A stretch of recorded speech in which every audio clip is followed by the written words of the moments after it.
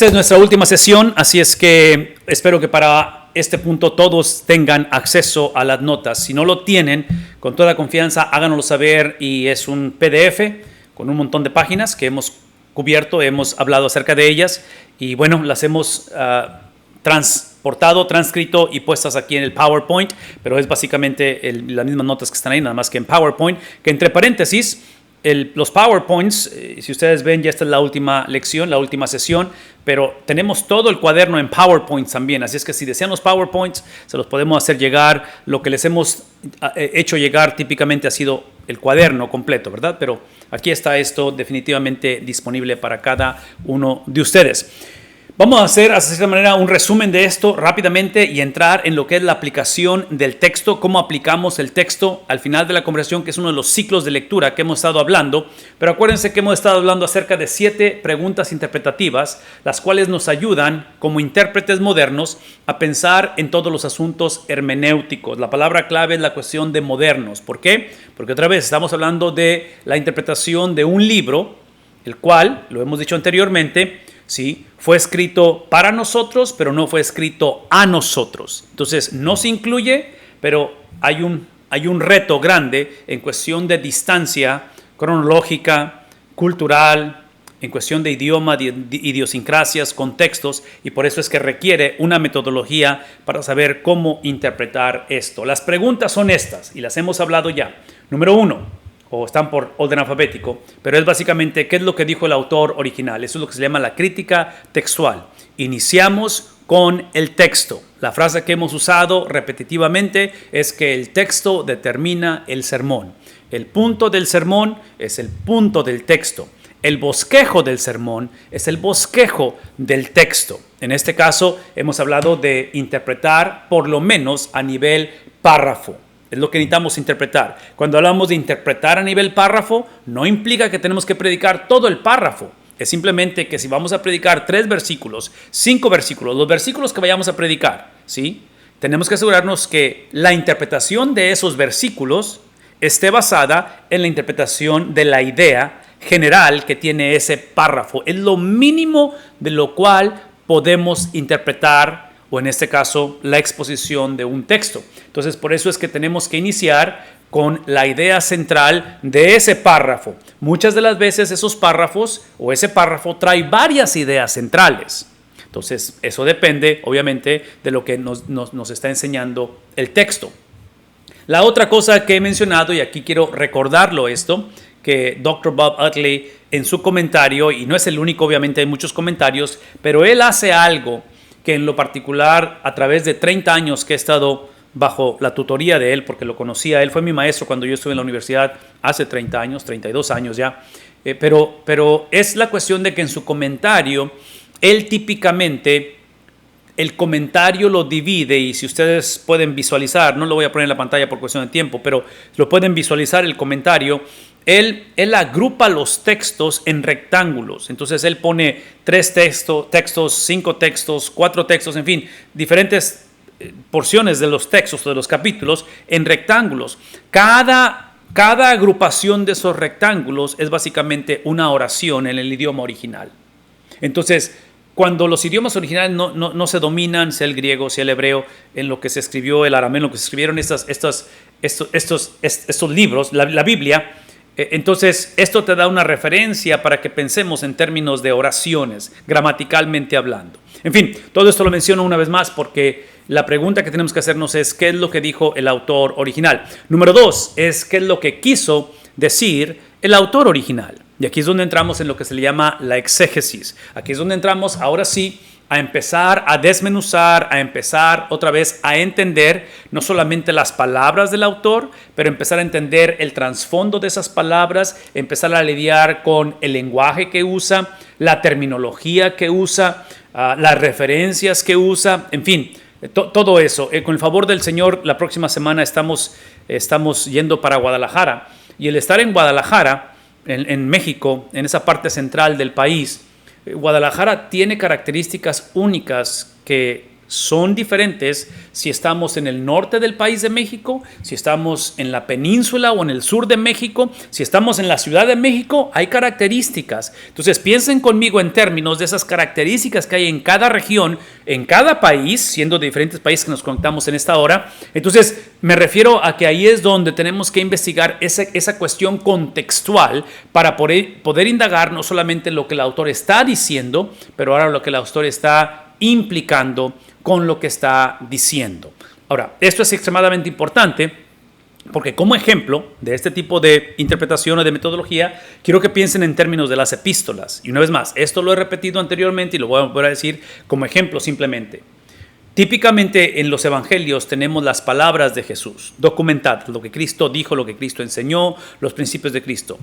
En las epístolas, después del libro de los Hechos, es el resto del Nuevo Testamento, típicamente encontramos la explicación de las palabras de Jesús. Entonces, las palabras de Cristo documentadas, y aquí los apóstoles, bajo la inspiración del Espíritu de Cristo, es precisamente que están aplicando o están expandiendo o están explicando lo que significa. Parte de por qué esto es importante, y escuchen lo que estoy diciendo, porque estamos hablando de Cristo, estamos hablando de apóstoles, ¿qué tienen en común? Que son personas inspiradas. El resto de nosotros no lo somos. Y aquí está el punto, de que la iglesia del primer siglo, como la iglesia hoy en día, cometían y cometemos el error de decir, voy a afirmar lo que Cristo dijo, siempre y cuando yo lo explique o lo aplique de acuerdo a lo que yo pienso, a mi situación, a mi contexto, a mi experiencia, a mi teología, a mi doctrina o a mi denominación. Entonces, eso estaba pasando hace 2000 años y los apóstoles vienen y ven toda la disfuncionalidad y básicamente la infiltración de doctrinas falsas dentro de la iglesia a raíz de esta confusión de tomar las palabras de Cristo e interpretarlas de acuerdo a como cada quien lo vio, si su contexto era judío, su contexto era griego, su contexto era romano, en fin, había confusión. Los apóstoles intervienen y en su intervención, porque ellos vienen inspirados por el autor de la Biblia, todo eso, esa distancia o ese abismo, quiero usar la palabra abismo, que se había creado entre las palabras y el significado de las palabras, es cerrado por los apóstoles. Entonces, cuando Pablo, cuando Pedro, cuando Juan hablan, ellos no solamente están afirmando lo que Cristo dijo, pero están explicando lo que Cristo dijo, están contextualizando, están llevando a la práctica lo que Cristo dijo con respecto, y ustedes pueden hablar de cualquier tema que Cristo haya mencionado. Entonces, todo esto lo estoy mencionando porque definitivamente creo que es donde estamos hoy en día. Hoy estamos en un contexto, en una situación donde vemos espiritualidad por todos lados, pero no necesariamente vemos el carácter de Cristo reflejado en lo que se dice o en lo que se explica, que eventualmente esto vamos a llegar al número 6 y 7 de los 7 preguntas interpretativas que tiene que ver con la aplicación, con lo que, otra vez, cómo se lleva a cabo en el entorno en donde se está presentando la palabra de Dios. Número 3 o letra C es qué es lo que dijo el autor original en otra parte sobre el mismo tema. Eso tiene que ver con pasajes paralelos y eso se le conoce como la teología bíblica. En otras palabras, estamos hablando acerca de la definición que la Biblia tiene de las cosas y para ello estamos hablando acerca de círculos concéntricos donde el tema que estemos tratando, ¿sí? Tenemos que verlo desde la perspectiva donde el autor lo dice, el autor lo implica o lo explica y eventualmente cómo lo afirma en otras referencias del mismo libro o en este caso, sí, podemos hablar de autores donde tienen múltiples escritos o múltiples libros múltiples. Entonces, es la afirmación de la centralidad de un solo mensaje. Por eso regreso a lo que dije al principio. La mínima porción de la Biblia que podemos interpretar y emanar esas verdades, principios, doctrinas, es a nivel de párrafo. Sería un suicidio en el proceso de interpretación, no solamente de la Biblia, de cualquier otro contexto, el sacar o el emanar verdades, doctrinas, afirmaciones a nivel versículo sin considerar lo que se dijo antes o lo que se dijo después, que trágicamente eso es muy típico en nuestros días. Número 4, nos movemos ahora en ese círculo concéntrico y lo abrimos, no solamente el autor del que estamos hablando, pero de otros autores. ¿Qué es lo que dijeron con respecto a ese mismo tema? Y de teología bíblica, ahora no, en otras palabras, de lo que la Biblia dice, ahora nos movemos a lo que la Biblia dice en diferentes lugares con respecto al mismo tema. ¿Qué es el punto? El punto es la unidad, el mensaje central de lo que estamos hablando a nivel de toda la Biblia. Letra E es hablar acerca, número 5, es hablar acerca de cómo es que lo entendieron, y esto es si es posible, no siempre es posible ver a los destinatarios, pero es cómo es que los destinatarios originales entendieron lo que el autor dijo, lo que el autor implicó, lo que el autor dijo en otros pasajes y lo que otros autores dijeron con respecto a estas referencias. Es sumamente importante y sumamente interesante ver, por ejemplo, las enseñanzas del Señor Jesús, las enseñanzas de los apóstoles, asumiendo y entendiendo que la Biblia de ellos es el Antiguo Testamento. Y menciono esto, lo interesante y lo importante, porque hoy en día hay varias corrientes, trágicamente, dentro del mundo evangélico, donde o se minimiza o se ignora el Antiguo Testamento. Hay una confusión muy grande entre ley y evangelio. Hoy en día, y no sé si se han dado cuenta o no se estén de acuerdo con lo que estoy diciendo, pero hay una confusión muy grande y yo argumentaría que mucho de ello tiene que ver precisamente con ignorar, no considerar precisamente el contexto histórico, el contexto literario. ¿Qué estoy diciendo? Eso es lo que estoy diciendo. Que hoy en día hay mucha confusión en los principios o en las verdades que la Biblia afirma que son descriptivos o que son prescriptivos. Y esto lo voy a hablar un poquito más adelante, pero ustedes recordarán que hay cosas que la Biblia afirma que no necesariamente aprueba. Una vez más, hay cosas que la Biblia afirma, y cuando digo afirma es que lo comparte o lo documenta, pero no necesariamente que lo aprueba. Un ejemplo así nomás rapidito. Primer libro de Samuel, capítulo 1, versículo 1. Había un hombre llamado Elcana que tenía dos mujeres, una se llamaba Ana y otra se llamaba Penina. Y empieza la narrativa del libro de Samuel. Entonces, la Biblia está documentando, hablando de un varón que practica la poligamia. La pregunta es si la Biblia afirma la poligamia. ¿Lo ve como algo normativo dentro del proceso de un matrimonio o de un hogar? La respuesta es no. Entonces, aquí es donde tenemos que considerar otra vez la cuestión histórica, la cuestión literaria, contextual, porque el hecho de que vea, entre paréntesis, y este además es un paréntesis, en la Biblia, toda narrativa, todo ejemplo o narrativa que hable de poligamia termina mal la historia. No se han dado cuenta de ello. Pero el punto que estoy tratando de hacer es esto: es simplemente que, simplemente porque la Biblia lo afirme o lo describa o lo comparte o lo documente, no implica que la Biblia lo aprueba. Eso es lo que estoy tratando de decir. La pregunta es ¿cuándo? ¿Cómo saber cuál de los dos? Tenemos que entrar en este tipo de conversaciones y es parte de este proceso interpretativo. Ustedes recordarán esto, pero cuando empezamos este peregrinar de la pandemia hace 3 años aproximadamente, a través de lo que entendimos y entendemos ahora la providencia de Dios, empezamos a ofrecer este tipo de entrenamientos, de cursos virtuales, y yo tengo presentes preguntas que se nos hacían dentro de estos cursos, que hasta la fecha existen, pero quiero un ejemplo de esto, y aquí está uno de ellos. Una de las preguntas que se hicieron en aquellos tiempos cuando hacíamos este tipo de entrenamientos virtuales era si el COVID, si la pandemia era señal o era evidencia del juicio divino o de juicio de Dios. Entonces, son preguntas extremadamente importantes y definitivamente legítimas estas preguntas. Pero, una vez más, la cuestión es que esta pregunta, importante que es, observen que la pregunta está basada en el contexto. Lo que insta a la pregunta es la experiencia que estamos teniendo. Y el reto, en cuestión de las experiencias que tenemos, es que ninguno de nosotros, en nuestra generación, hace 3 años, 3 años después, ninguno de nosotros estamos o somos inspirados. Entonces, este tipo de preguntas tienen que emanar de la fuente donde está la inspiración, no de la experiencia que está teniendo el intérprete. Pregunta legítima, pero yo invertiría la pregunta. Si yo fuera a hacer esta pregunta o a lidiar con esa pregunta, y yo primero diría, ok, ¿qué dice la Biblia con respecto al juicio de Dios? ¿Cuáles son las características del juicio de Dios? ¿De qué manera la Biblia describe que Dios ejerce, emana, presenta su juicio? Y ya de ahí, viendo las verdades bíblicas, las cuales no tienen nada que ver con nuestra circunstancia, con nuestra ideología, con nuestra experiencia, ya sea una pandemia o sea lo que sea, ¿sí? Entonces, basado en lo que la Biblia dice, ahora sí traigo mi experiencia, traigo mi pregunta y la filtro a través de lo que la Biblia dice. Porque tengo la impresión que esta pregunta está haciendo lo inverso. Está haciendo la pregunta y está buscando alguna manera de que la Biblia me dé una respuesta basada en lo que está pasando en mi vida.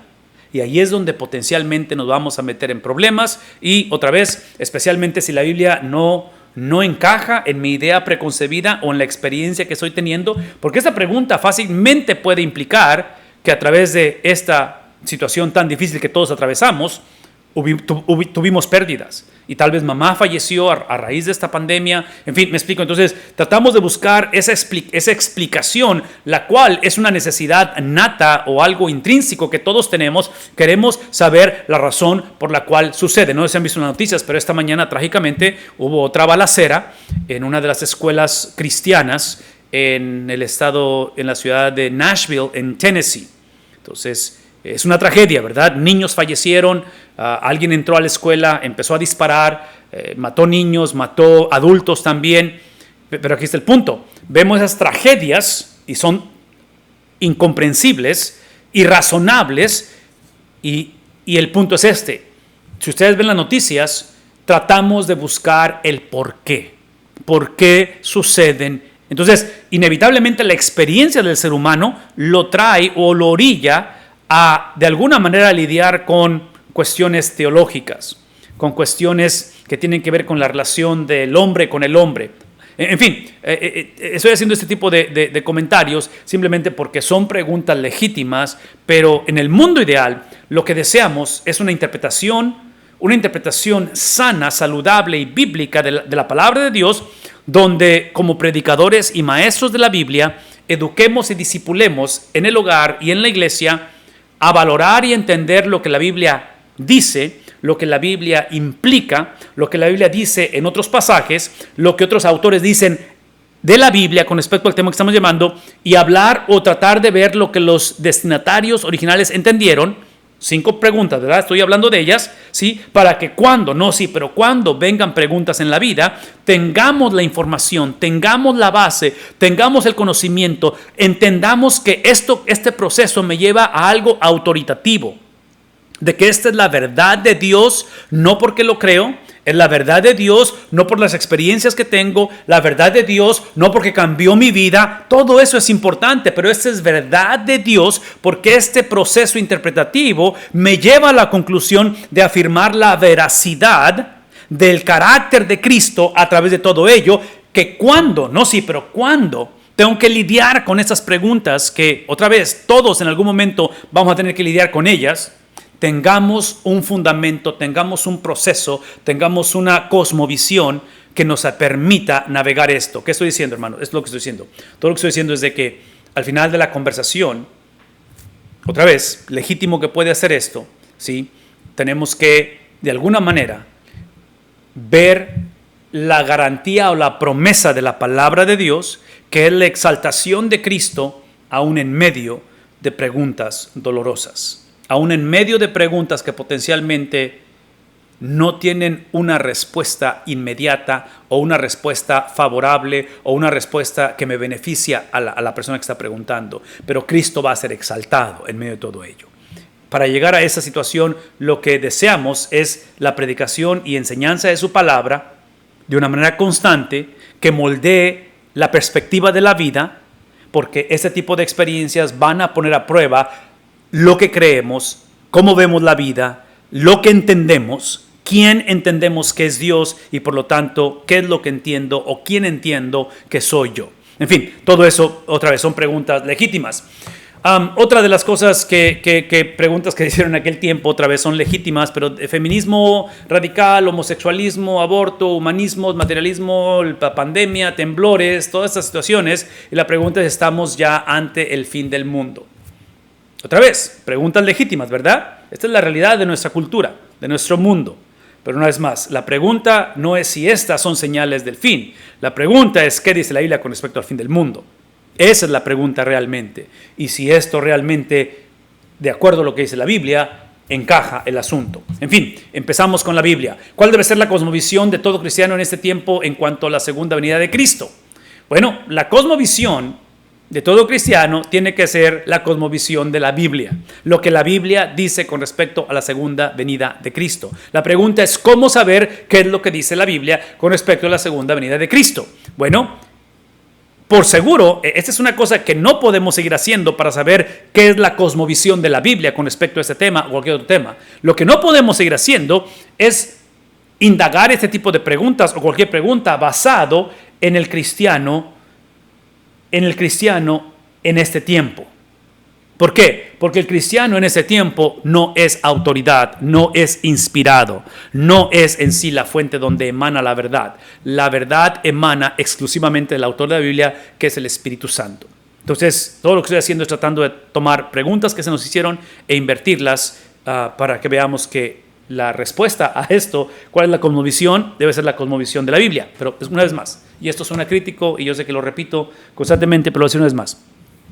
El problema de nuestra generación, si somos honestos, es que no estamos predicando la Biblia, no conocemos la Biblia, no conocemos la cosmovisión de la Biblia.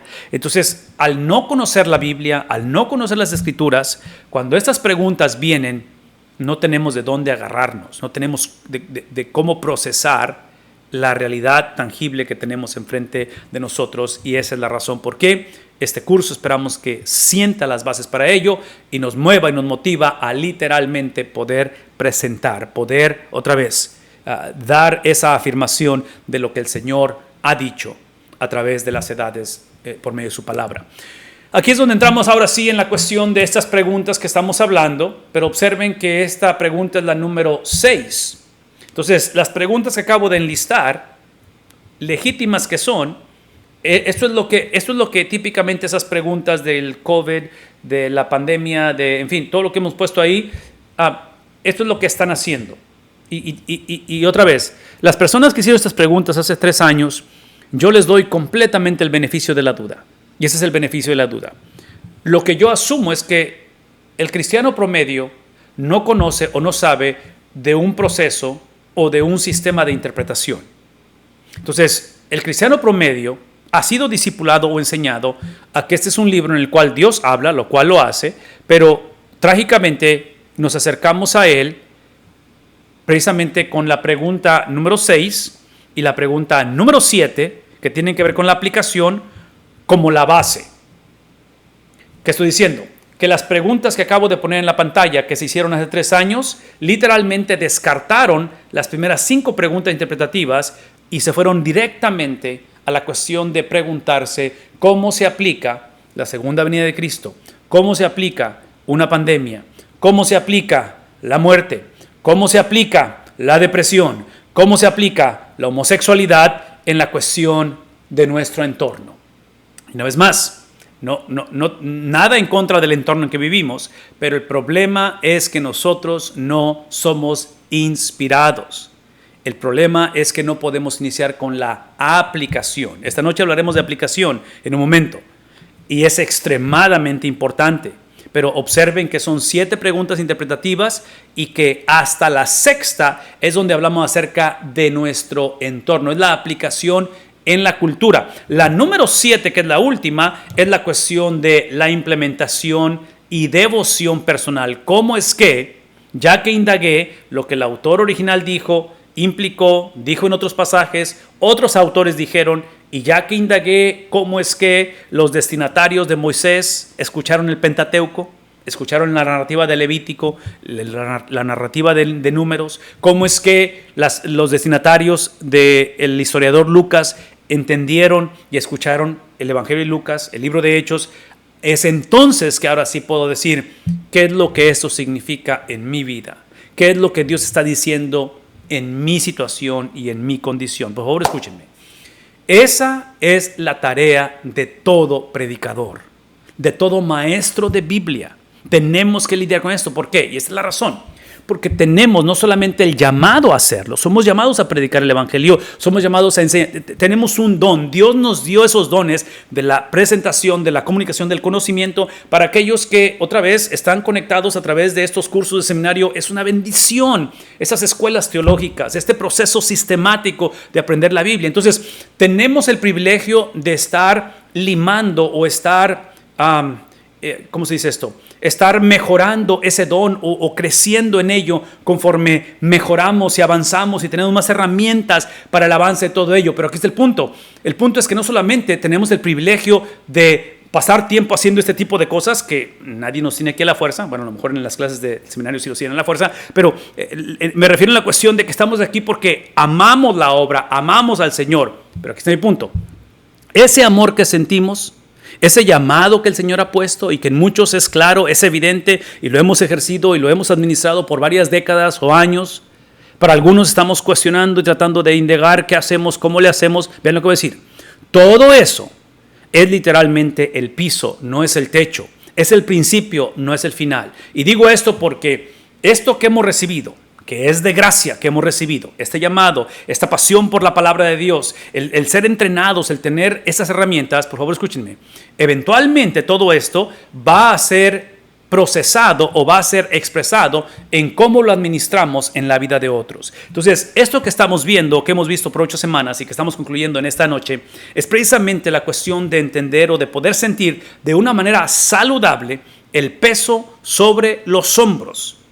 De que todo esto eventualmente al abrir la palabra de Dios y al compartir, al poner algo en los medios sociales o mandar a alguien a través de un texto y hacer una afirmación teológica, doctrinal, que son inevitables, porque las preguntas que acabo de poner son preguntas que la gente se hace en un diario cotidiano, ahorita por ejemplo en Nashville, Tennessee, esta noche, para aquellos que están atravesando esta tragedia como padres, que tus hijos fueron asesinados, los hijos de los adultos, en fin, me explico, o sea, la gente está preguntándose todo este tiempo, entonces tenemos la oportunidad de dar esa defensa de la fe y tenemos que ver eso como un privilegio y una responsabilidad de la cual Dios ha posicionado, ha entregado en nuestras manos. Entonces, me encantaría que pensáramos un poquito acerca de eso por la importancia de lo que estamos haciendo y lo que estamos por hablar en los próximos minutos. Ahora sí, Pastor Miranda, estoy por preguntarte acerca de algún comentario que haya. Déjame nada más leer un poquito más, 2 minutos más, y voy a pedirte, Pastor Miranda, si me ayudas con alguna pregunta o comentario. Pero es simplemente afirmar esto, que son estas 7 preguntas y 4 ciclos de lectura que se usan en este seminario o en este curso con respecto a esta metodología interpretativa. Rápidamente quiero hablar de esto y después entro aquí a las preguntas con el Pastor Miranda o comentarios que haya. Es la cuestión de que consideremos esto. Número 1 es el contexto histórico. Estoy haciendo como un resumen, ¿verdad?, de todo esto. Es el contexto histórico. Una vez más, cuestiones de homosexualidad, cuestiones de pandemia, cuestiones de lo que está pasando en nuestro tiempo, todo eso es importante y es legítimo hablar acerca de esto. Pero tenemos que iniciar con el contexto histórico del texto, porque la conversación, una vez más, la predicación, la enseñanza, inicia con el texto. No inicia con mi pasión por la evangelización o la plantación de iglesias o el instruir a los hijos o instruir, no. Inicia con el texto. Por lo tanto, el texto, como fue dado a través de un autor humano, ese autor humano tiene un contexto histórico. Ese autor humano, inspirado por el autor de la Biblia, que es el Espíritu Santo, escribió a un grupo de personas o a una persona, cuando es una carta dirigida a una persona en particular, que esa persona, ese destinatario, vive o vivió en un contexto histórico. Entonces, tenemos que considerar eso. No podemos ignorarlo o no podemos minimizarlo. ¿Por qué? Voy a decirlo una vez más. Esa es la razón. Y no sé si esto aliente a alguien o nos ayude. Porque por inercia, la Biblia y todo lo demás lo procesamos a través de nuestro contexto, a través de nuestras necesidades, a través de mis experiencias, a través de mis pasiones, mis deseos, mis anhelos, mis frustraciones y aún mis pérdidas. Entonces, lo que hace este tipo de experiencia me forza, ¿qué es la palabra que busco?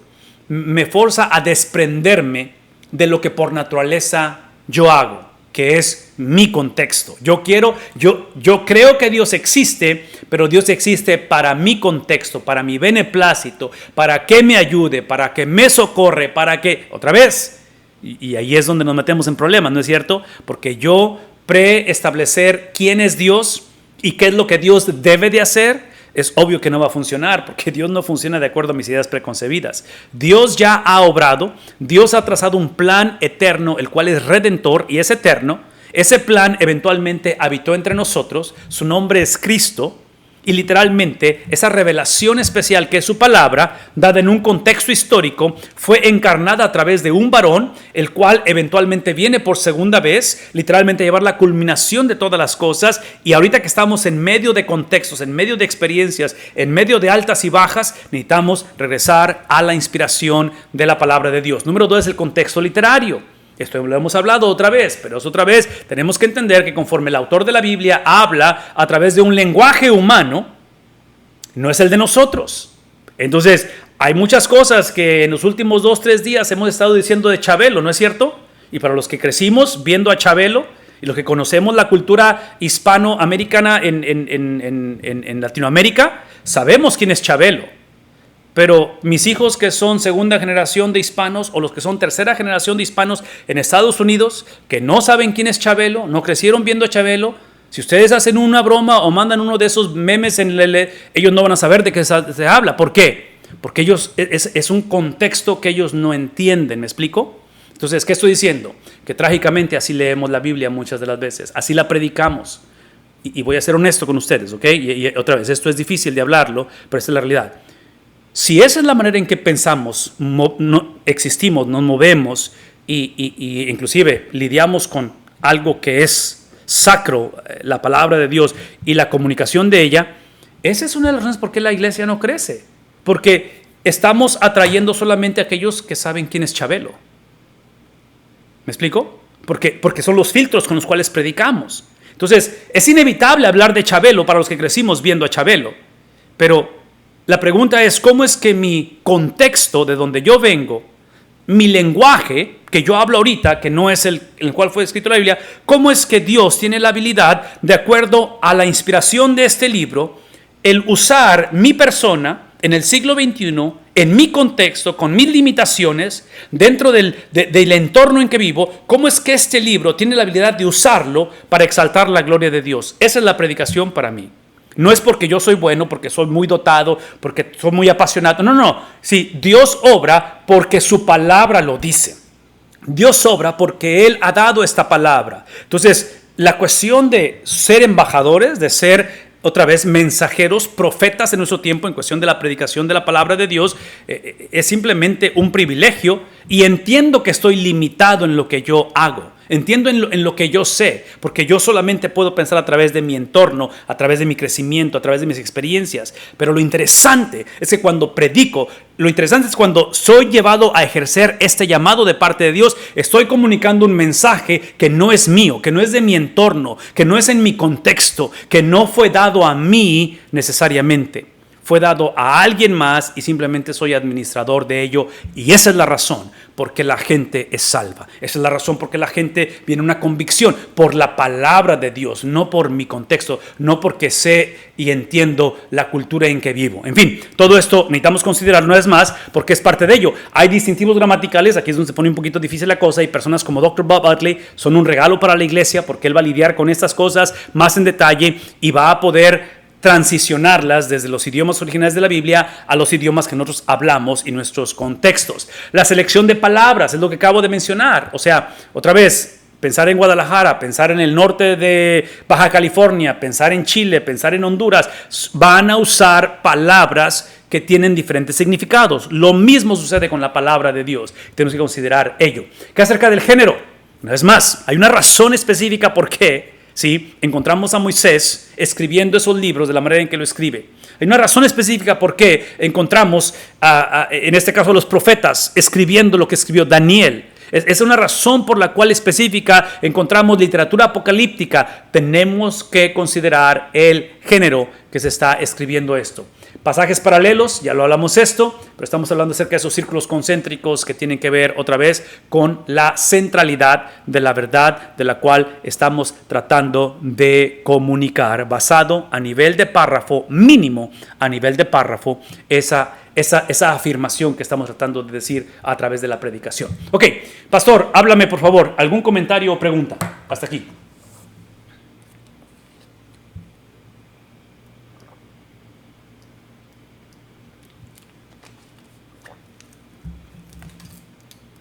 No sé si está el pastor Miranda. Pastor Tapia, ¿estás aquí? No sé si estés, Pastor Tapia. Sí estoy, Ahí sí. no vi. Aló. Desde Pastor Tapia. Que tengo Ok, un problema de señal. bueno, está bien. Estoy escuchando atentamente, hermano Vidal, esta cuestión. Yo tengo una pequeña pregunta.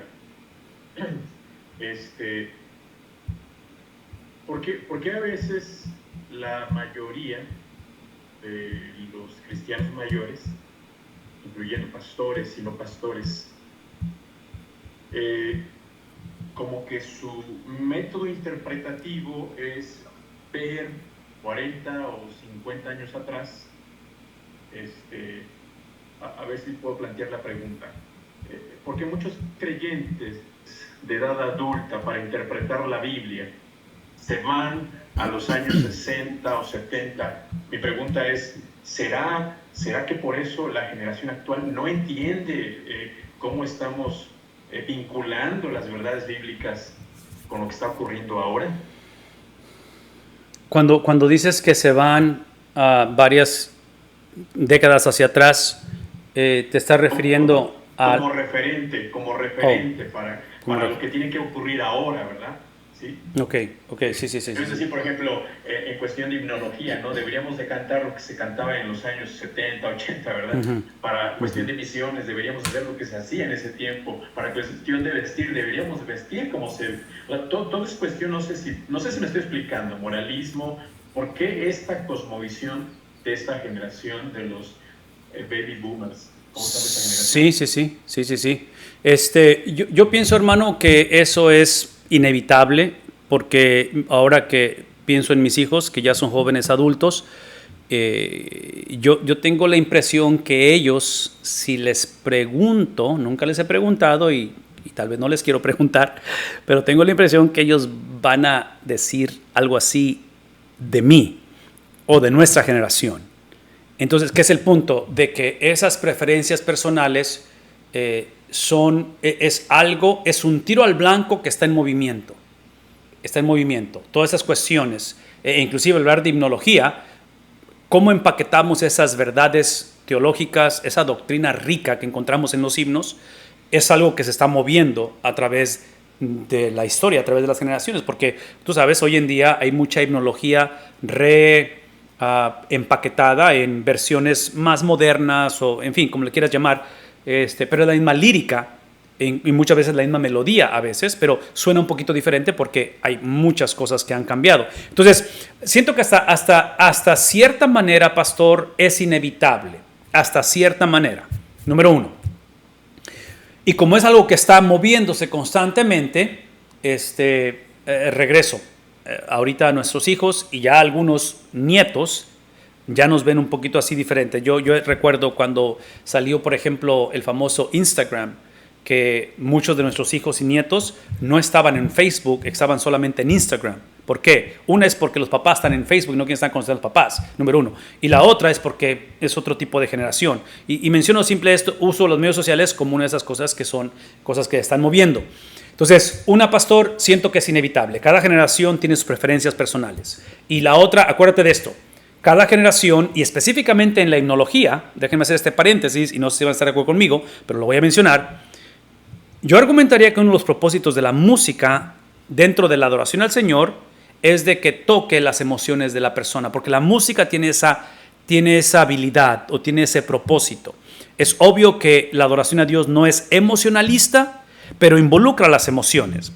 Entonces, inevitablemente, si me preguntas a mí, sobre todo que mamá, en mi caso, es la que nos trajo a la iglesia, a los pies de Cristo, y ella fue de mucha influencia, también mi papá, pero ella fue la que fue pionero en ese aspecto. Entonces, mucha de la himnología para mí, ahora que ella tiene 3 años de fallecida, la muerte de ella cambiaron muchas cosas en mi vida, por la experiencia de ver a mamá morir. Entonces, la himnología para mí cambió el significado con la muerte de ella. Porque ahora muchos de los himnos que yo sé que fueron preferencia de ella, tienen significado un poco diferente para mí. Himnos con los cuales yo los conozco hace mucho tiempo. Entonces, ahora que tengo la oportunidad de servir en diferentes iglesias y la experiencia de adoración en cuestión de la música cambia cada domingo para mí, hay iglesias donde batallo mucho para estar o subir a predicar, porque ha hecho el tiempo de la adoración a través de la música, ha hecho un impacto muy grande en esa mañana, porque tocaron himnos. Y te digo un ejemplo así rapidito. Hay un himno que se llama, y no sé si muy pocos a lo mejor lo recuerdan, pero se llama Manos Cariñosas. Ahí se llama el himno, Manos Cariñosas. Tenía décadas de no escuchar ese himno y hace 3 domingos lo escuché. No, olvídate. O sea, en ese momento, en ese culto estaba yo solo, no estaba mi familia conmigo. En ese momento le hablé a mi esposa por teléfono y nada más le puse el teléfono así solo. No hablamos porque estábamos en el culto y lo puse para que escuchara nada más. Y esto lo hago constantemente cuando estoy en iglesias y hay himnos y conecto con mi papá y le hablo. Entonces, eso, hermano, es simplemente, pienso que es parte de lo que somos, es inevitable. Número 1. Número 2, y creo que aquí es donde viene tu pregunta. No sé, no quiero poner palabras en tu boca, pero creo que tu pregunta tiene que ver con lo que estoy por decir. Basado en lo que acabamos de explicar, otra vez, 7 preguntas interpretativas, las últimas 2 es mi entorno, mi cultura, mi generación y eventualmente mi persona, la cuestión devocional, qué es lo que Dios está diciendo en mi vida. Lo que acabo de decir con respecto a la himnología, y puedo usar otros ejemplos, cómo nos vestimos, todo eso inevitablemente refleja lo que somos, quién nos crió, de qué generación somos, todo eso. El problema, así como en la interpretación de la Biblia, iniciar con las últimas 2 e invertir el orden es un problema serio, porque entonces el sermón determina el texto. Entonces estoy buscando simplemente un pasaje que afirme lo que ya le quiero decir a la congregación. Exactamente sucede en lo que estamos hablando.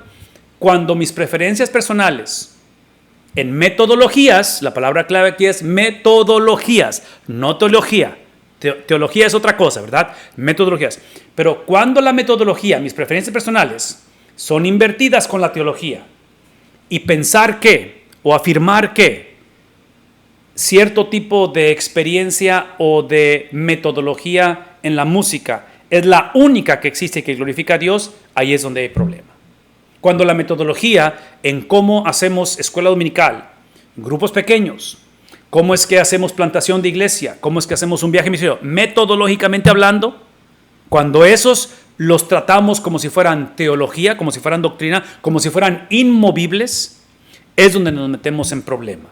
Es donde empezamos a exaltar mis preferencias personales. Entonces, una vez más, es inevitable la cuestión de la aplicación es inevitable y es necesaria, pero tiene un orden en ese aspecto. Entonces, la pregunta que tú haces es ¿por qué es que hacemos esto?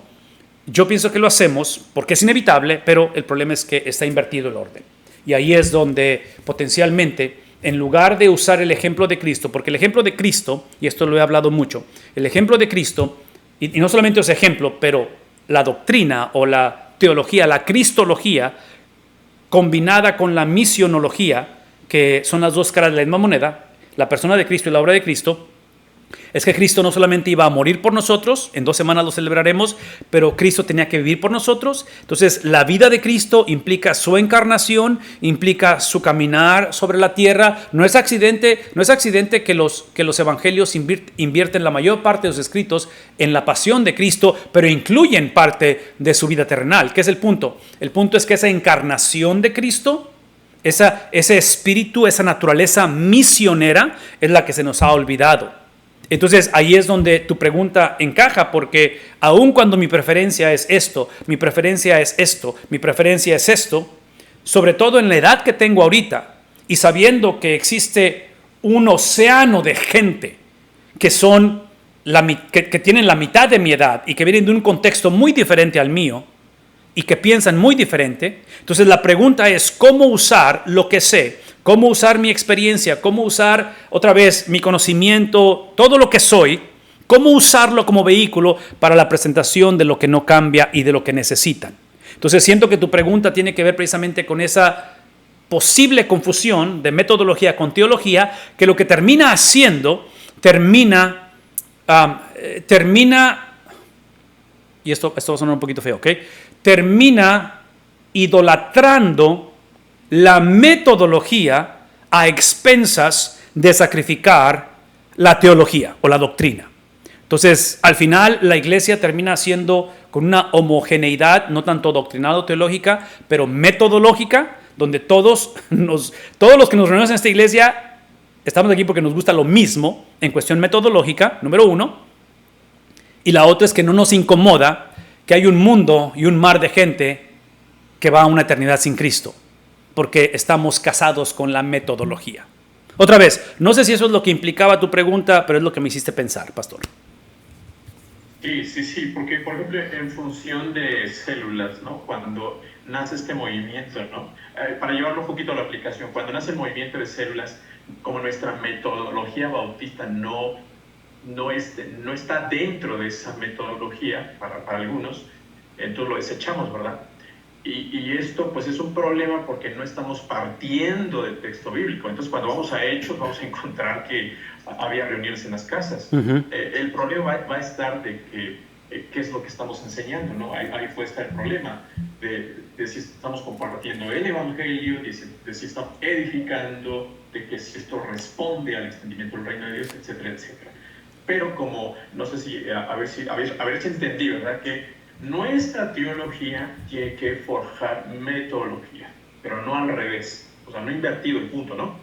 Definitivamente, sí. Eso es lo que idealmente tiene que suceder o debe suceder, y regreso al ejemplo de lo que dije al principio cuando hablé acerca de cómo las iglesias en el primer siglo afirmaban las palabras de Cristo, pero se sentían con el libertinaje de interpretarlas o de aplicarlas como ellos quisieran de acuerdo a sus metodologías. Entonces los apóstoles intervienen y dicen: no, en la interpretación de la Biblia o como seguidores de Jesús no tienes el derecho de hacer eso.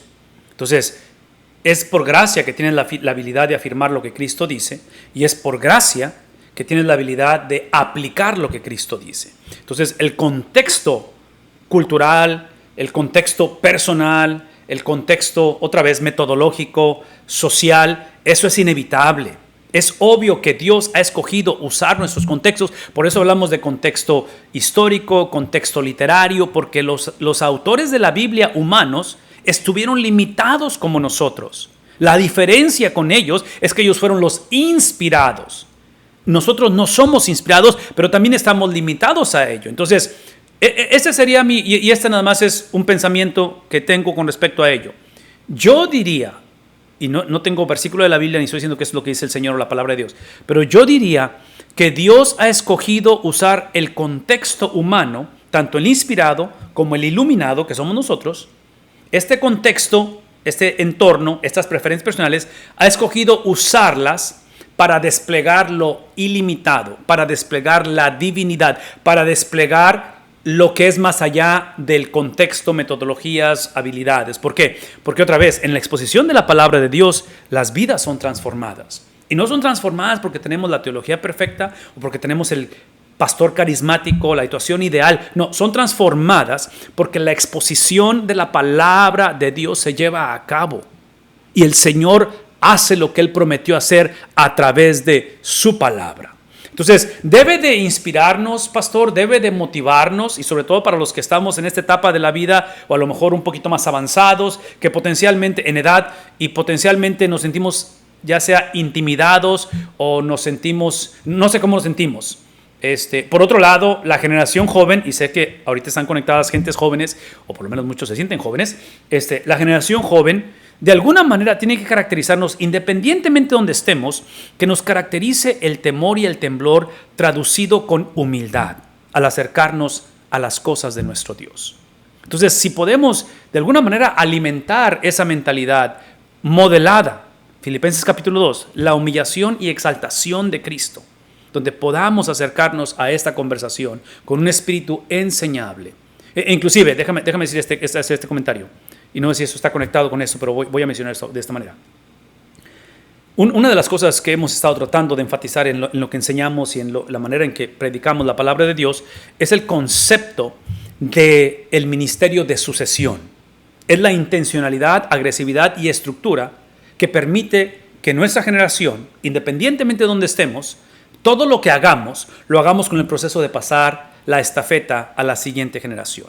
Entonces, para hacer eso, requiere humildad, requiere intencionalidad, requiere precisamente tener una clara distinción entre lo que es doctrina o teología y lo que es metodología o preferencias personales. Tiene que haber una clara distinción.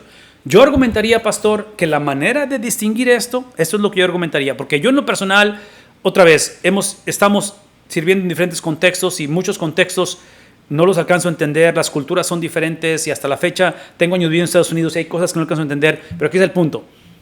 Lo que marca la diferencia es la fidelidad a predicar la palabra de Dios, porque lo que hace la palabra de Dios divide y marca la diferencia lo que es bíblico y lo que es simplemente aplicación de lo bíblico, lo que es la encarnación del Evangelio, lo que es la experiencia del Evangelio, lo que es la cristalización del Evangelio. Pero todo eso que acabo de describir no es el Evangelio. El Evangelio es exclusivamente ese mensaje que viene de parte de Dios, encarnado, presentado en la persona de Jesucristo. Entonces, cuando la predicación, cuando la enseñanza se lleva a cabo, tiene que estar centralizada en los pensamientos, en la teología, en la idiosincrasia, en el trasfondo, en la doctrina, en la predicación y enseñanza de Cristo solamente.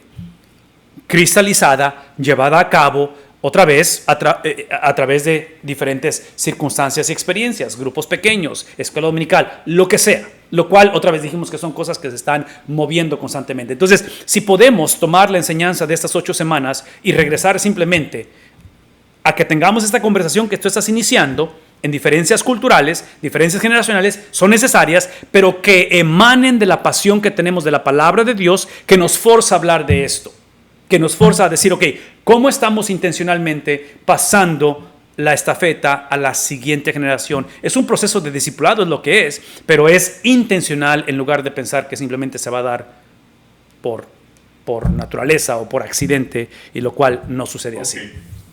Ok. Última cosa. Sí. Alguien por ahí tiene su micrófono prendido, entonces, última cosa, pastor, y sí. espero el tiempo, porque me parece que esto que quiero comentar es importante, ¿no? Entonces, cuando nosotros privilegiamos la metodología, mi pregunta es, ¿puede esto ser un obstáculo para el extendimiento del reino de Dios? Lo digo porque las realidades que tenemos hoy, por ejemplo, la hermana María de Pip Saltillo, ¿no? Nuestra hermana Guadalupe Villegas, y todos estamos acá, ¿no? Somos una generación ya adulta, ¿verdad? Nuestro presidente de Convención Nacional en México dice que las iglesias bautistas en México tenemos una gran estrechez económica. No estamos creciendo, sino que dentro de nuestras iglesias la generación mayor es la que predomina. No estamos alcanzando jóvenes, no hay relevo, ¿verdad?, ministerial. Entonces, la ausencia de muchas iglesias sin pastor y muchos pastores en iglesia, pero no tenemos muchos jóvenes involucrados en esto. Será entonces, conforme a estas 7 preguntas y estos 4 ciclos, ¿verdad?, que nuestra metodología, al ser privilegiada, muchos hermanos mayores no cooperan en el intento de plantar nuevas iglesias por el temor de que no se adapte a la metodología que nos gusta, que es nuestra preferencia personal. Y por lo tanto, no estamos descansando en el poder del Evangelio, sino estamos descansando en nuestra experiencia, en lo que nosotros ya sabemos que es pragmático, que funciona. Entonces, esa sería la pregunta. Sí, ¿Será que nuestra metodología es un obstáculo para el extendimiento del reino de Dios y otros desafíos que tenemos alrededor nuestro? Definitivamente, pastor. Yo pienso que esa es la línea continua que vemos a través de la Biblia y de la historia del hombre, en la historia universal, porque, una vez más, fuimos creados como seres finitos, no somos seres infinitos. La implicación de ello es que nuestras capacidades están limitadas y solamente podemos ver la vida a través de lo que entendemos. Por eso es que la obra sobrenatural del Espíritu Santo en la revelación de la palabra de Dios, al crear la regeneración en la vida del hombre, es una experiencia fuera o que va más allá de las habilidades humanas. Pero es obvio que el ejercer, el expresar, el vivir, el crecer en similitud a Cristo, como es la salvación también, involucra las habilidades humanas. Entonces, no es una u otra, son las dos. Entonces, la pregunta tuya con respecto es si estamos anteponiendo o hemos invertido el papel entre metodología y teología. Definitivamente sucede, y pienso que sucede constantemente y sucede por inercia. Es inevitable que suceda eso. Entonces, la pregunta no es si sucede o si va a suceder o si está sucediendo. Esa no es la pregunta, lo cual es una pregunta necesaria. La pregunta, yo argumentaría, es cómo la palabra de Dios, en una manera cotidiana, escuchen lo que voy a decir, a nivel personal, que se refleja a nivel corporal, la palabra de Dios tiene precedencia sobre, otra vez, mi persona y por lo tanto mis preferencias personales. Esa sería la pregunta, porque aquí es donde entramos, en este caso, espero que estemos entrando en la conversación de este proceso interpretativo, porque se los dije hace un momento, al ser 7 preguntas interpretativas y las últimas 2 tienen que ver con la aplicación o la contextualización, si podemos llevar esta metodología como algo habitual, por naturaleza me va a forzar este tipo de interpretación. Al exponer la palabra, al estudiar la Biblia, me va a forzar a no empezar conmigo, a no empezar en mi vejez, o con mi juventud, o con mi experiencia, o con el divorcio que pasé. Me va a forzar a no hacer eso. ¿Por qué? Porque este proceso me está llevando a iniciar con lo que dijo el autor, lo que implicó el autor, en fin, con estos 5 pasos que hasta el final encontramos eso. Entonces, escuchen lo que voy a decir. Esto es extremadamente importante. Regreso a lo que enfaticé hace un momento.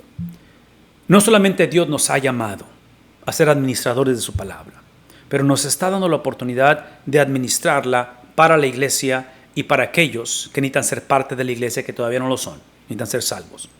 Entonces, el privilegio que tenemos es de poder ejercer, de poder vivir, de poder experimentar este desprendimiento de nuestras preferencias personales o preferencias culturales, aún denominacionales o teológicas, porque nadie tiene teología perfecta, es obvio. Por eso nos acercamos con esa actitud de aprendiz en ese aspecto, pero a la misma vez no confundamos una actitud de aprendiz con una mentalidad o actitud universalista. En otras palabras, no afirmamos que aquí es lo que cada quien piense y todo lo que digan es verdad y no hay nada definitivo, no hay valores absolutos. No podemos hacer eso, ¿verdad? Entonces, una vez más, menciono todo esto porque si podemos acercarnos a esta conversación con ese espíritu enseñable, si podemos acercarnos de una manera habitual, y cuando hago todo esto que estoy mencionando, por favor escúchenme, estoy hablando desde la perspectiva pastoral.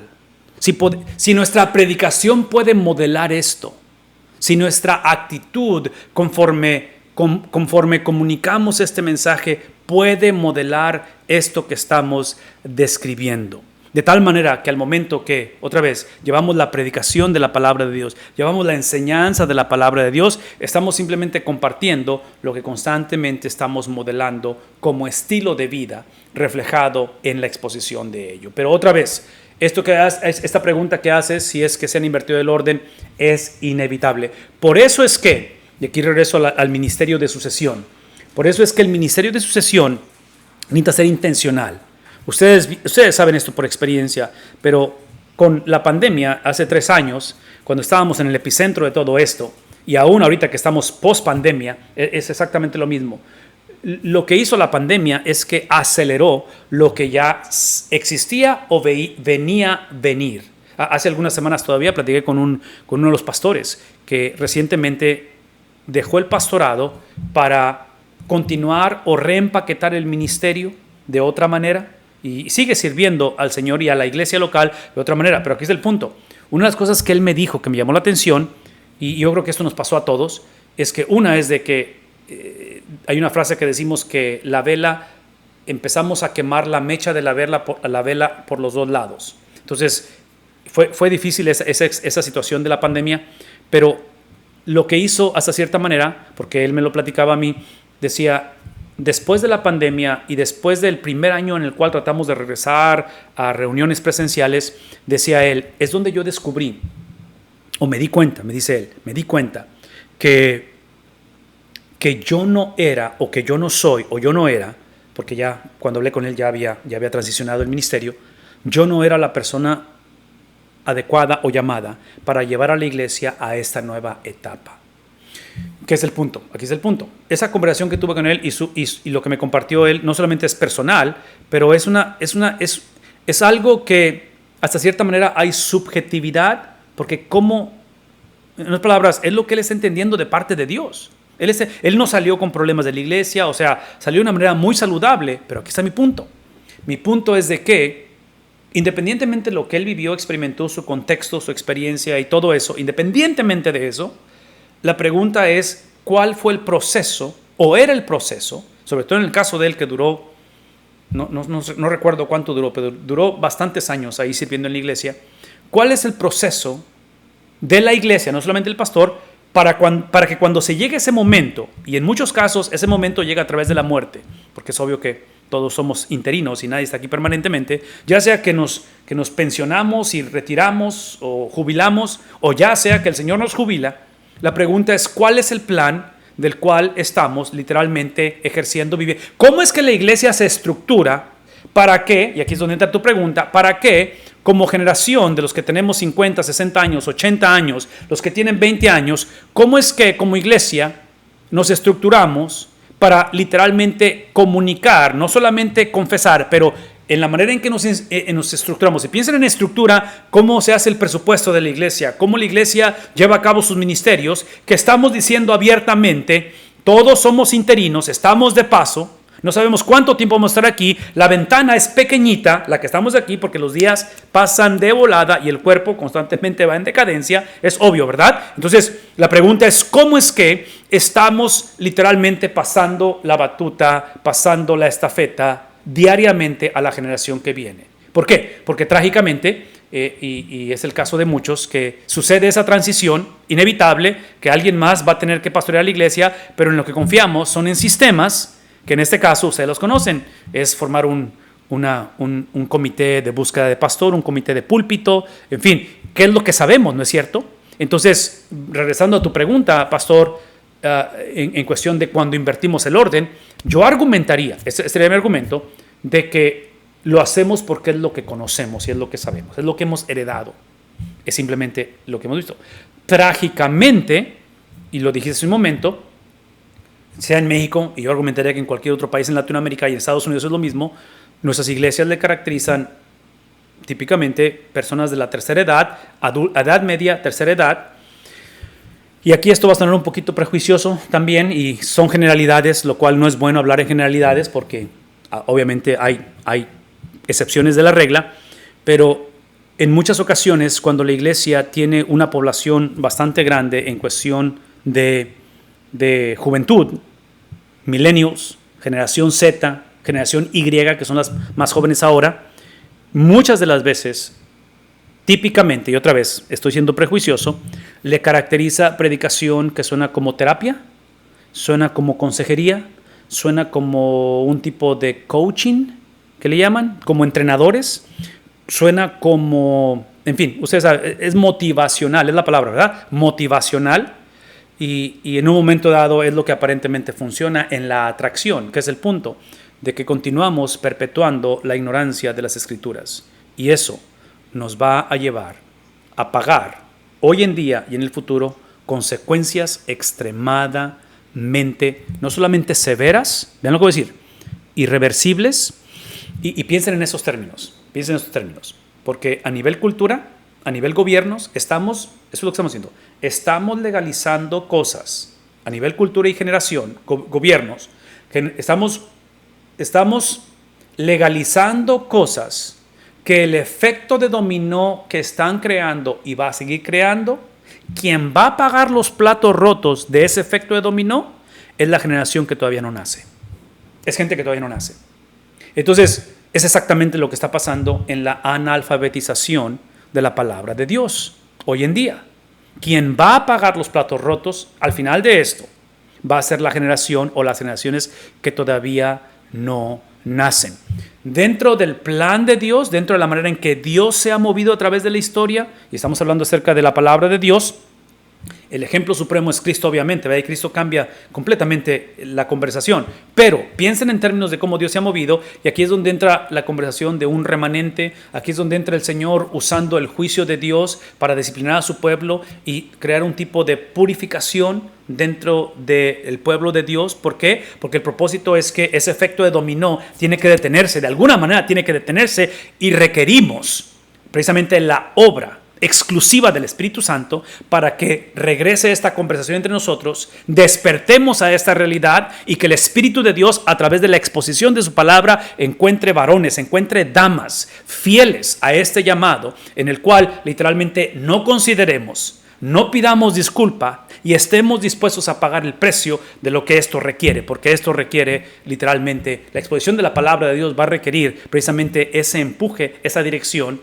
del Espíritu de Dios para hacer esto. En fin, esos serían algunos de los comentarios que tenemos que hacer con respecto a esto, que son definitivamente importantes en lo que estamos hablando. Déjenme avanzar, Pastor, y Pastor Miranda, me encantaría escuchar de ti ahorita, que tomemos otro tiempo para hacer este tipo de conversaciones, pero déjenme rápidamente hablar un poquito acerca de la aplicación, porque estamos ya concluyendo todo esto. Pero en la aplicación, una de las cosas que yo he encontrado un poquito controversiales, y no estoy seguro cómo procesar esto, pero se las voy a poner enfrente de ustedes, la pregunta, es la cuestión de que, otra vez, 7 preguntas interpretativas, las últimas 2 son aplicación, ¿verdad? ¿Qué dijo el autor? ¿Qué quiso decir el autor? ¿Qué dijo el autor en otras partes del mismo libro o de los otros libros? ¿Qué dijeron otros autores con respecto al mismo tema al que estamos hablando? Y lo último que dijimos que es cómo es que los destinatarios originales entendieron el mensaje del autor o los autores. ¿Ven lo que decir? Estas últimas 2 que tienen que ver con la aplicación en mi contexto, en mi generación,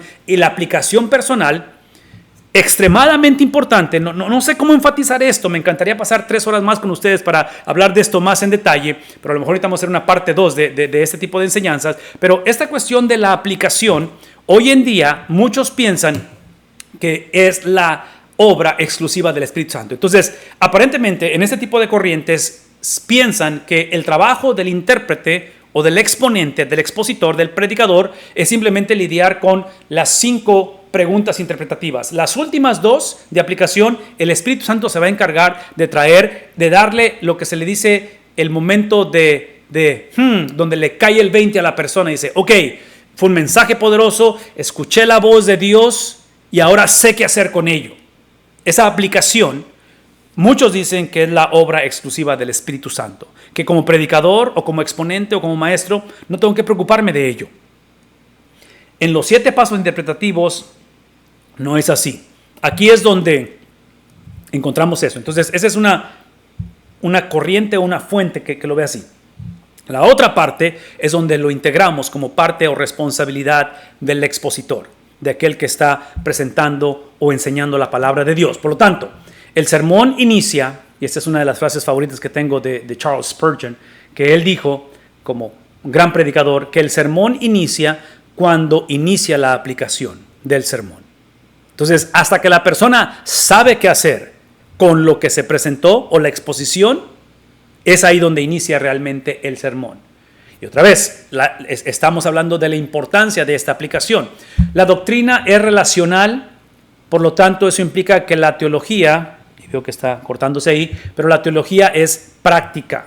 Y menciono esto porque otra vez, trágicamente, divorciar la cuestión de doctrina con teología, y pastor, regresando a los comentarios que hemos estado haciendo, aquí yo argumentaría que metodología, si podemos usar intercambiablemente las palabras, la cuestión de metodología podría potencialmente usarse en el contexto de relacional o práctica, o en el contexto de aplicación, pero observen que son 7 preguntas interpretativas y las últimas 2 tienen que hablar con metodología o contextualización. Pero vean esto, la doctrina es relacional. En 2 palabras, entre más sabemos es para beneficio de otros.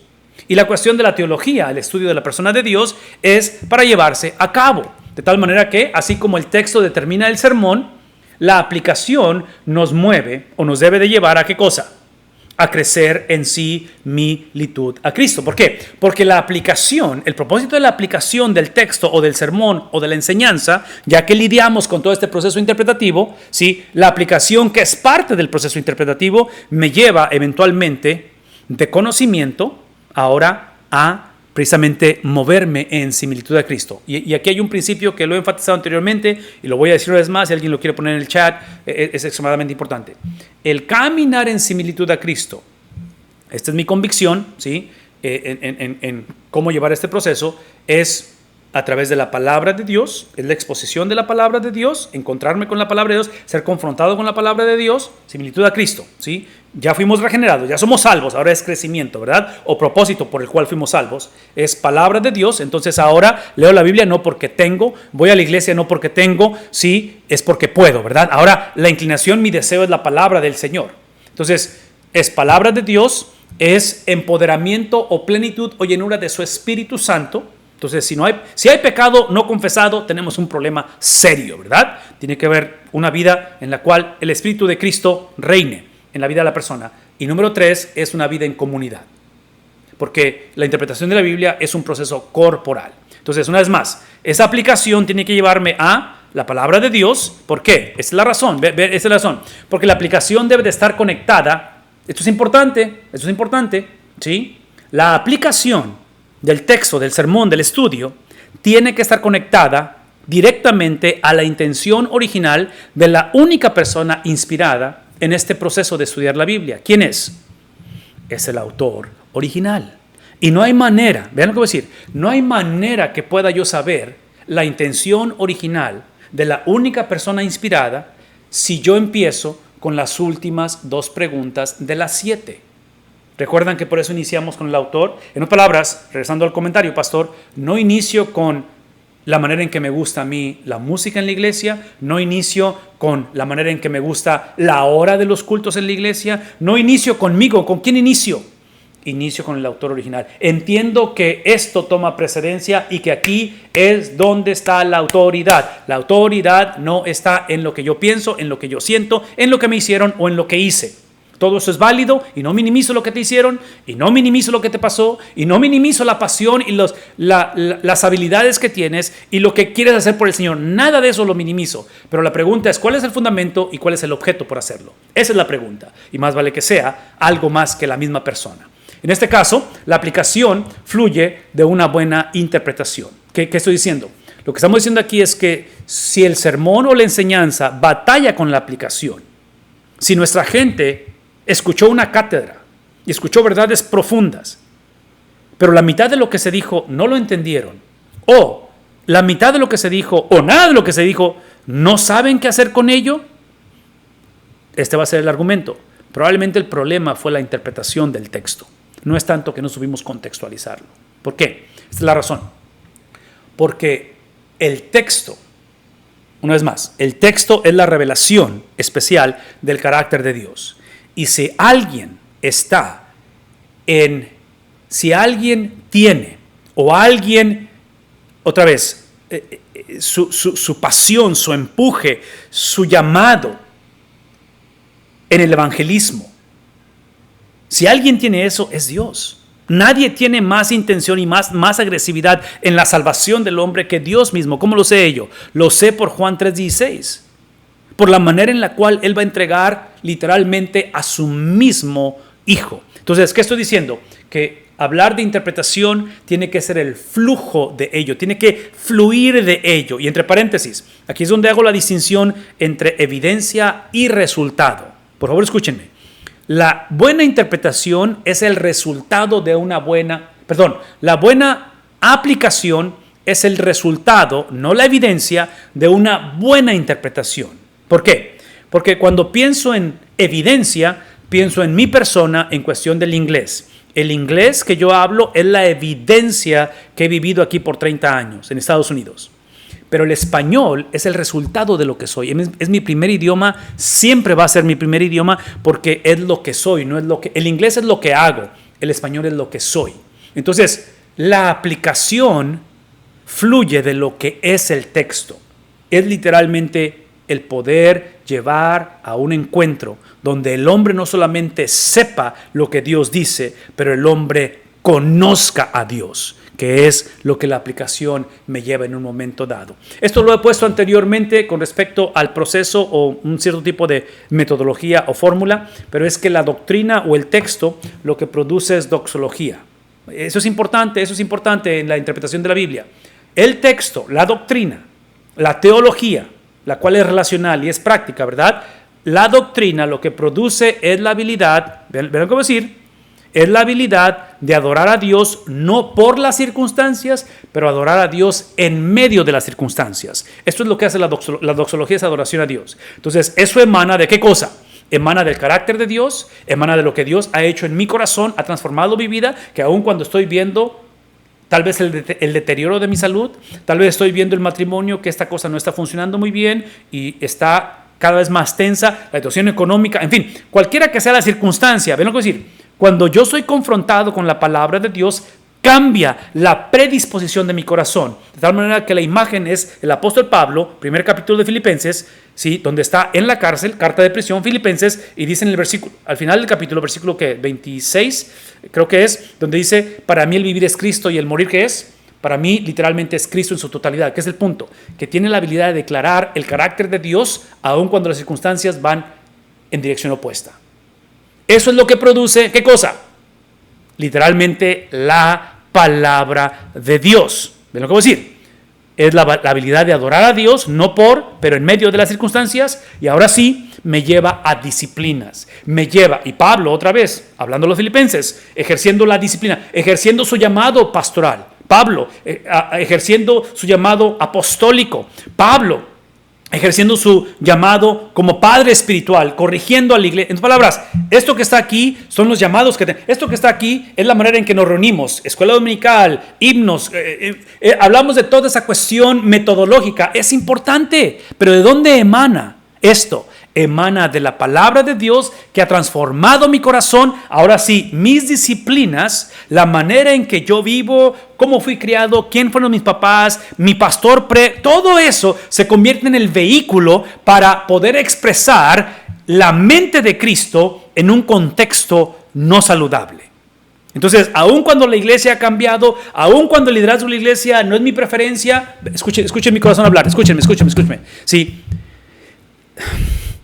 Una de las cosas que son muy difíciles de hacer y de vivir es cuando los pastores somos tratados como si hemos cometido algo inmoral y simplemente en la iglesia hay oposición por cosas personales.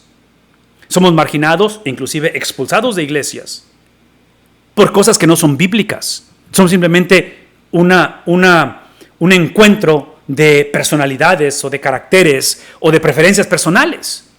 Entonces, menciono esto porque el mismo principio se aplica a nivel personal cuando ves un divorcio y ves divorcios que no son bíblicos porque la base no fue lo que Dios dijo. La base fue ¿qué cosa? La experiencia, cómo me siento, mis emociones, cómo me trató, el abuso, todo eso, lo cual es legítimo. Yo no estoy minimizando esto, pero cuando esto es invertido, pastor, es lo que hablamos, cuando esto es invertido, entonces en lugar de adorar a Dios, no tanto por las circunstancias, pero en las circunstancias, ven lo que voy a decir, en lugar de adorar a Dios, adivinen, cuando este es el motor de arranque, ¿qué adoramos? ¿Qué veneramos? ¿Qué exaltamos? ¿Idolatramos? ¿Satanizamos?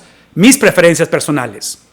Es cuando mi teología es más importante, ¿sí? Y mi teología, mi doctrina me sirve para yo sacar ventaja de la situación en lugar de dar mi vida en rescate por otros. Entonces, eventualmente, si esto termina acá, si la palabra termina acá, entonces Dios, si acaso existe, Dios existe para bendecir mi agenda, Dios existe para mi beneplácito, Dios existe para que entienda mi corazón y mi condición, si es que Dios existe. Entonces, ¿se dan cuenta cómo esto crea una caricatura?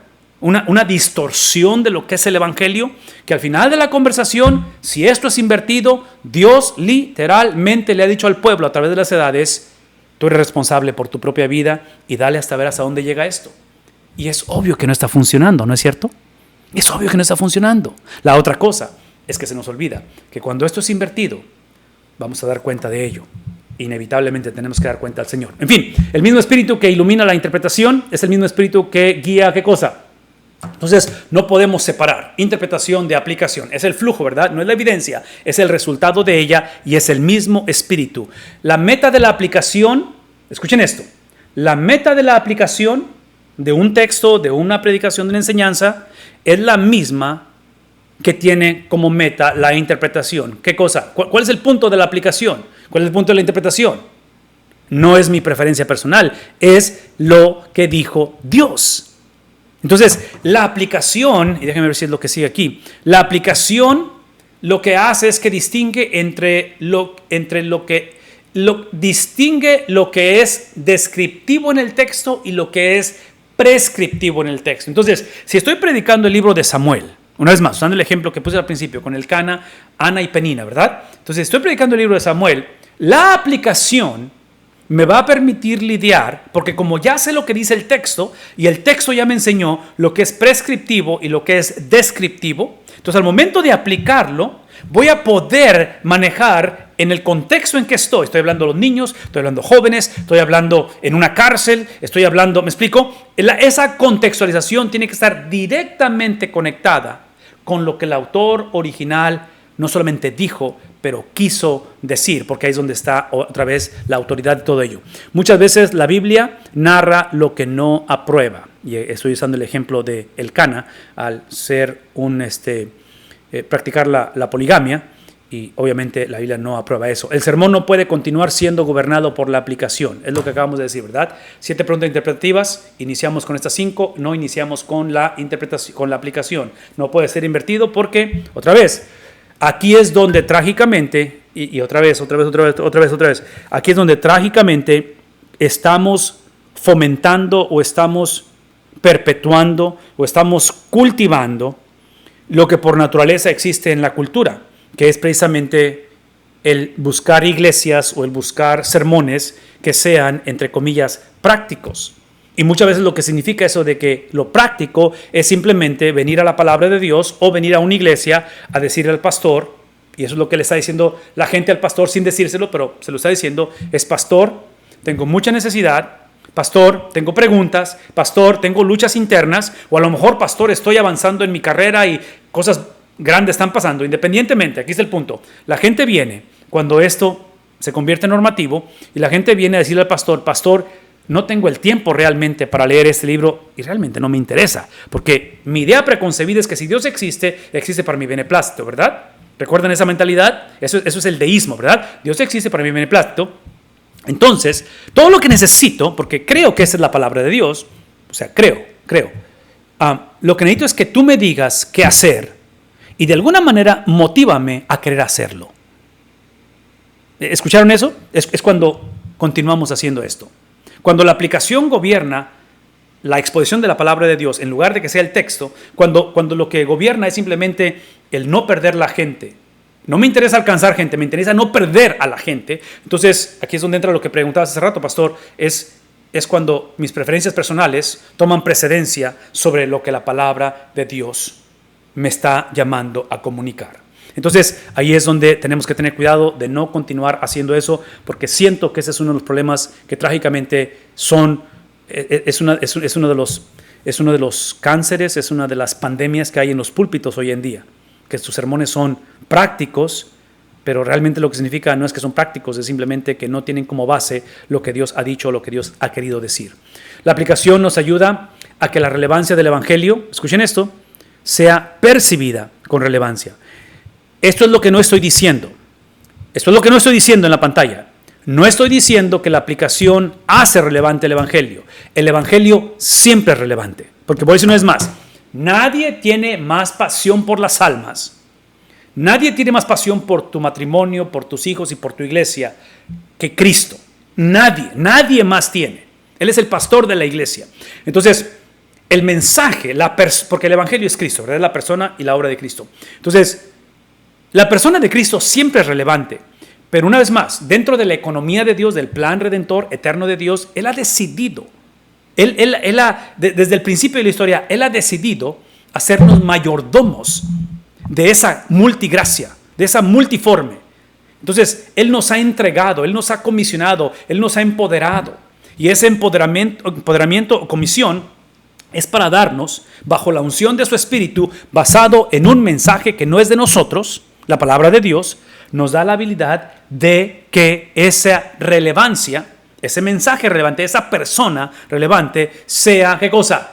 Percibida. Entonces, aquí es donde yo argumentaría, otra vez Pastor Tapia, hablando de lo que hablamos hace rato, yo argumentaría que aquí es donde usamos nuestras preferencias personales como tracción en lugar de fricción. La pregunta que tú hiciste es cuando las preferencias personales que son inevitables son percibidas o son usadas como tracción. Entonces vemos a las personas que piensan diferente a nosotros o que se ven diferente a nosotros, las vemos como tracción, como fricción, como enemigos, como una amenaza, porque la iglesia está cambiando, la predicación no era como era antes, o como el pastor que teníamos hace 50 años. ¿Me explico? Entonces, pero aquí es donde ahora lo que soy, mis talentos, mis inclinaciones, mi propio testimonio me ayuda a encontrar afinidad con ciertas personas. Pero esa afinidad, lo cual no es mala, esa homogeneidad, lo cual no es mala, no toma precedencia sobre lo que de antemano ya es relevante, que es el Evangelio. Entonces ahora mis preferencias personales, mi experiencia ministerial, mi experiencia personal, matrimonial, como abuelo, lo que sea, todo eso se somete a una agenda más grande. Entonces la pregunta es, Señor, ¿cómo puedes redimir aquello que potencialmente, los que venimos de un contexto disfuncional y de tragedias y de pérdidas, cómo es que Dios puede redimir aquello que el mundo y mi propia persona ve como pérdida o como algo dañino o pecaminoso? Dios tiene la habilidad de hacer eso. En palabras, ven lo que voy a decir, porque no estoy justificando ni estoy diciendo que fue lo correcto por hacer. Cuando Pedro niega a Jesucristo 3 veces esa noche que Cristo está siendo enjuiciado, yo voy a argumentar, y otra vez estoy asumiendo cosas aquí, pero desde la perspectiva de providencia, desde la perspectiva de soberanía de Dios, yo voy a asumir que si Pedro no niega, y por favor escúchenme, no estoy justificando la negación de Pedro, pero yo digo que si Pedro no niega a Cristo, Pedro probablemente termine en una cruz al lado de Cristo esa misma noche. Y si Pedro termina en una cruz, no encontramos al Pedro predicando en Hechos capítulo 2, y mucho menos siendo uno de los caudillos de la iglesia, del movimiento de la iglesia hace 2000 años. Entonces, observen que esa actitud y esa experiencia reprobable, si estamos conscientes de ello, no es bueno lo que hizo Pedro. Dios lo va a usar para crear algo que hoy en día sus escritos los leemos y lo vamos a estudiar el próximo mes como una carta inspirada por el Espíritu de Dios. Entonces, de alguna manera tenemos que ver la redención de las cosas a través de la palabra del Señor. La aplicación presenta no lo que esto es importantísimo. Pastor, me encantaría hablar de esto 1 hora más, pero no lo voy a hacer porque tengo hambre y ya es tarde y mis hermanos de Chile ya mero amanece el martes. Escuchen lo que voy a decir. La aplicación, el punto de la aplicación no es presentarle a la iglesia los imperativos de lo que debe la iglesia de hacer, el joven debe de hacer. El punto de la aplicación, y otra vez, yo diría que esto que está en la pantalla no es uno u otro, son las dos caras de la misma moneda. Porque si el sermón pudiera terminar regresando la atención, retomarla, después de que presentamos el mensaje, presentamos la esencia, presentamos los pensamientos de Dios a través de la exposición de la palabra de Dios, y por naturaleza, porque es el flujo de ello, fluye porque es el resultado, no la evidencia, llevamos a la aplicación. Lo que no queremos hacer es terminar con la aplicación diciendo a la iglesia lo que deben de hacer en la cuestión de diezmar, en la cuestión de evangelizar, en la cuestión.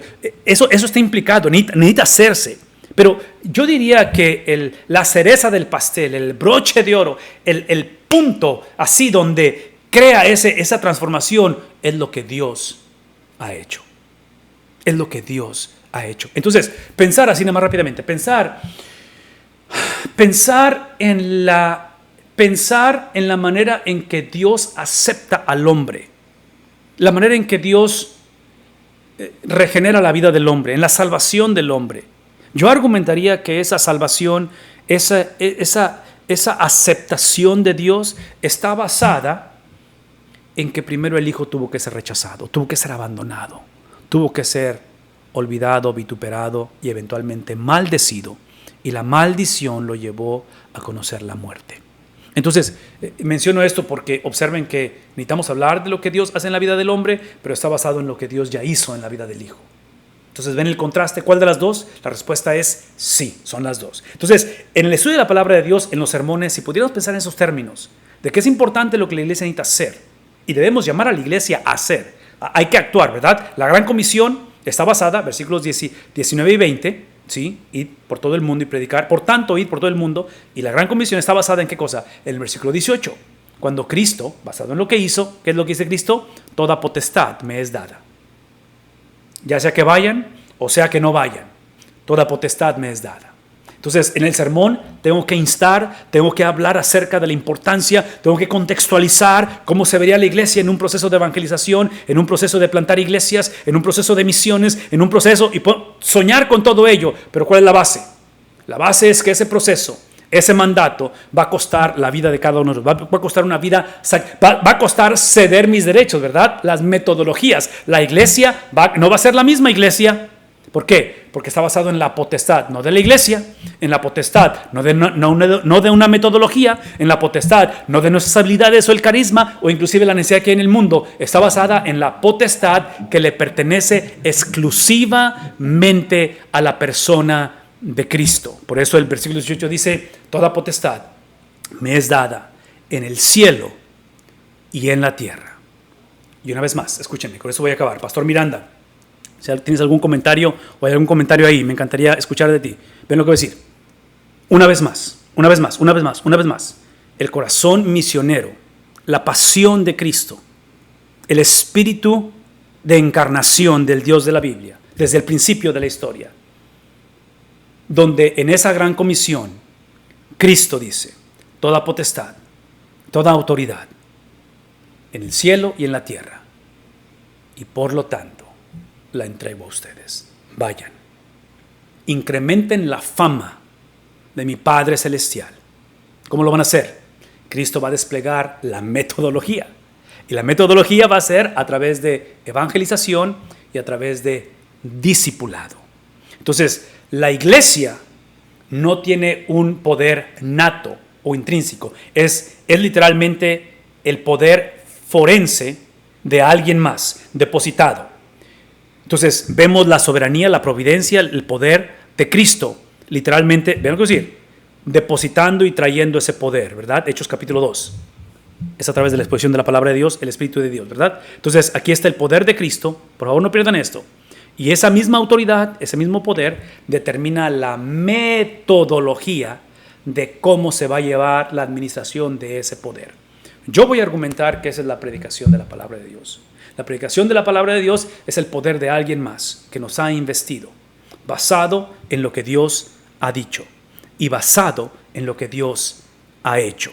Y Él ha escogido la metodología cómo se va a llevar a cabo. De ahí que viene la pasión por la iglesia, amamos la iglesia, servimos a la iglesia, damos nuestra vida por la novia de Cristo y nuestro deseo es ver la iglesia vibrante, con una pasión y una entrega a la palabra del Señor, con el propósito de compartirla a las naciones. Pastor Miranda, háblame tantito. Estamos ya concluyendo, pero háblame si hay comentarios, preguntas, o tú tendrás algún comentario o alguna pregunta. Bueno, sí, delante cuando estaba haciendo el comentario de pasar la posta a las nuevas generaciones, de pronto los pastores estamos al debe con eso porque tal vez nuestra forma de metodología es la que complica el quehacer diario de la iglesia y la forma como influenciamos a las personas.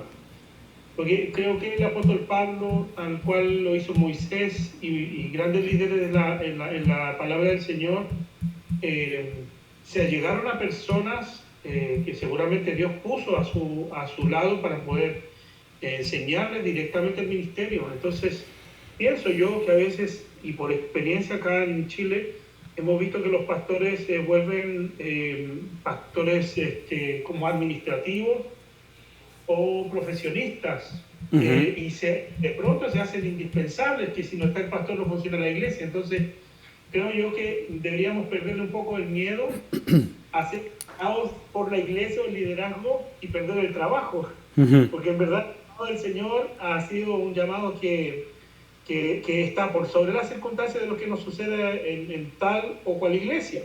Creo que el Señor nos llamó a cuidar el rebaño y no a cuidar el trabajo. Ya. si es que lo miran así. Entonces, ese tipo de pensamientos ministeriales son los que le han hecho daño al ejercicio de que muchos hermanos sienten el llamado, pero les da miedo también por la experiencia que han vivido sus pastores. Otros hermanos se atreven porque también es un poco, pareciera ser egocéntrico decir que Dios me llamó. Yeah. Pienso que necesitamos como pastores tener un poquito más de cuidado en esto, porque la iglesia está llena de dones y de hombres y mujeres que están siendo llamadas por Dios todo el tiempo. Yeah. Es decir, en esa iglesia local donde estoy yo, que es reciente y están haciendo, ya hay hombres y mujeres que el Señor lo está llamando al ministerio. Tengo la responsabilidad, no cuando muera, no cuando esté viejo, sino preparar a la iglesia. Recuerda que el libro de Efesios dice, precisamente hasta que todos lleguemos a la plenitud del conocimiento del Hijo de Dios. Exacto. ¿De qué forma estoy llevando a la madurez cristiana a los hermanos que el Señor puso a mi cuidado? Entonces, si hay un pastor entre los hermanos que yo debo enseñar, debo ministrar, y cuánto mejor se hace cuando la iglesia está partiendo porque están de cero, hermanos que no ven la escritura, usted tiene que enseñarle el abecedario de la escritura. Entonces, a veces nos enredamos con la metodología. Yeah. Y el evangelio es tan simple, pastor, creo que es radica en el poder que Dios le ha dado a la iglesia y que la iglesia no ha sido consciente de ese poder cuando salimos a evangelizar. Y ahorita que mencionas, déjame hacer este comentario antes de que pierdas esa parte que dijiste. Ahorita que dijiste que si acaso hay algún pastor en la iglesia, yo diría porque hay pastores en la iglesia. Porque pensemos en esto, Dios es el que salva a las personas y Dios es el mismo que Él da los dones y llamamientos dentro de la iglesia. Entonces, es obvio que Dios está llamando dentro de sus filas, dentro de las iglesias, independientemente del tamaño.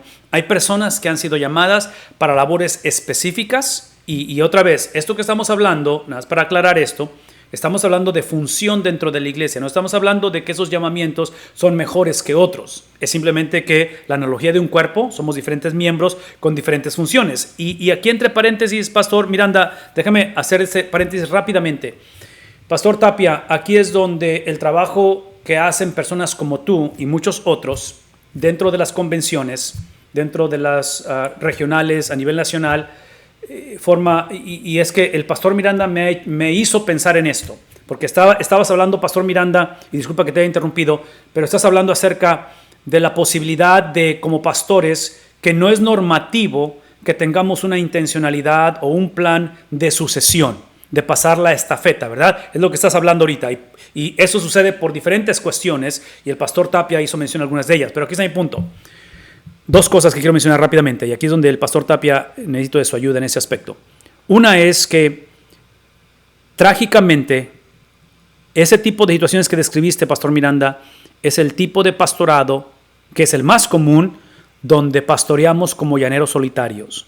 Nadie nos dice qué hacer o cómo hacer las cosas. No tenemos ese espíritu enseñable, no consultamos, no nos abrimos, y hasta cierta manera pastoreamos desde una perspectiva jerárquica, donde trágicamente nos posicionamos, o tal vez la iglesia nos posiciona en un pedestal y nos ven o nos presentan como si fuéramos infalibles. O sea, no, es obvio que no, ¿verdad? Entonces, trágicamente, entre paréntesis, ese mismo principio se aplica para el joven, para el niño, para el adulto, para el matrimonio, porque si ustedes piensan en matrimonios, cuando un matrimonio viene a buscar consejería, si es que vienen a buscar consejería matrimonial, porque hay problemas, típicamente vienen ya porque pasaron por diferentes etapas donde se han estado comiendo entre ellos como si fueran caníbales.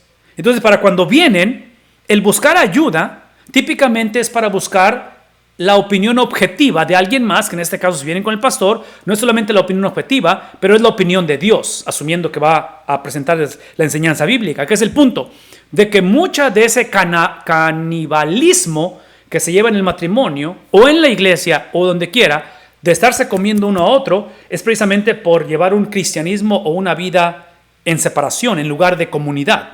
Entonces, en el pastorado es exactamente lo mismo. Trágicamente, Pastor Miranda, lo que acabas de escribir, estamos hablando de pastores que vivimos otra vez una vida aislada, convenencieramente aislada, porque tratamos la iglesia como si fuera un negocio y tratamos la iglesia como si fuera mi negocio. Número 1. Número 2, y entre paréntesis, para evitar ese primer síntoma o síndrome, yo argumentaría que la iglesia, basado en lo que dijiste, haciendo la referencia de Efesios capítulo 4, versículos que son 10, 11 y 12, donde habla acerca de pastores, maestros, evangelistas, profetas y apóstoles. La iglesia necesita tener multiplicidad de liderazgo. Ese es mi punto.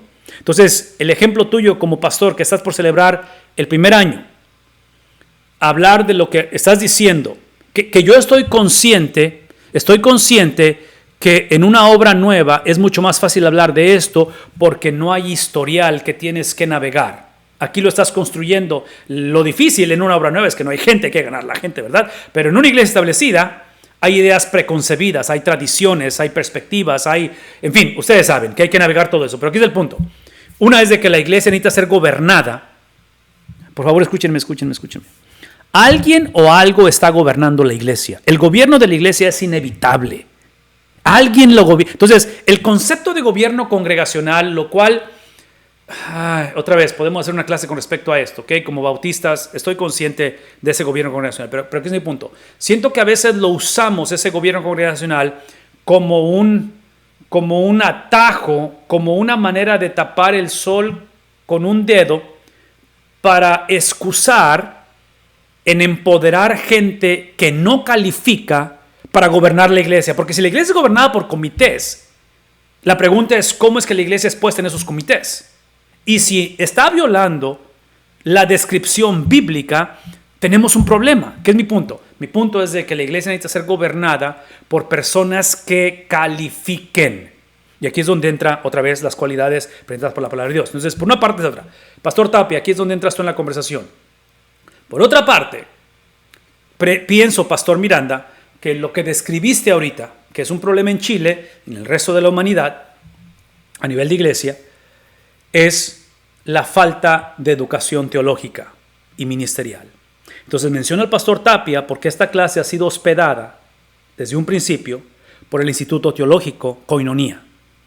Instituciones teológicas establecidas, formales, sistematizadas, es donde encontramos mucha de esta conversación, ya sea a través de libros de estudio, a través de clases que tenemos, a través de mentorías, a través de maestros, a través de la mentoría que se lleva el alumno con el alumno en compartir todo eso. Entonces, ¿qué es el punto, hermanos?